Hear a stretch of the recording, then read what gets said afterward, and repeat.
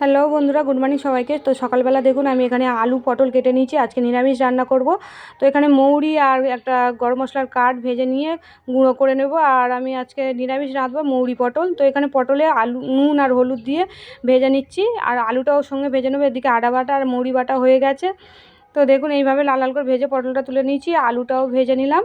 ওই তেলেতেই আমি একটা শুকনো লঙ্কা দেবো, আর অন্য কোনো ফোড়ন দেবো না, তাহলে মৌরির স্বাদ চলে যাবে। তো একটুখানি মৌরি বাটা, হলুদ, ঝালের গুঁড়ো, আদা বাটা দিয়ে ভালো করে কষিয়ে অল্প একটু জল দেবো, দিয়ে আবারও একটু চিনি দেবো, দিয়ে কষিয়ে পটল আলুটা দিয়ে দেবো, দিয়ে ভালো করে কষিয়ে আমি একটা আমুল দুধের প্যাকেট নিয়েছি, ওটা উষুম গরম জলে গুলে নেবো। তো দিয়ে দেবো, আপনারা আপনাদের পছন্দ অনুযায়ী ঝোলটা রাখতে পারবেন। তো দেখুন এখানে ফুটে উঠেছে। তো আমি আবারও একটু ঘি আর মৌরি ফোড়ন দিয়ে নেব। তো আপনাদের কেমন লাগলো ভিডিওটা কমেন্ট করে জানাবেন বন্ধুরা। আর প্লিজ সবাই একটু সাবস্ক্রাইব করুন, পাশে থাকবেন, নইলে কিন্তু আমি আগাতে পারবো না। তো আপনাদের কেমন লাগলো ভিডিওটা কমেন্ট করে জানাবেন। ধন্যবাদ।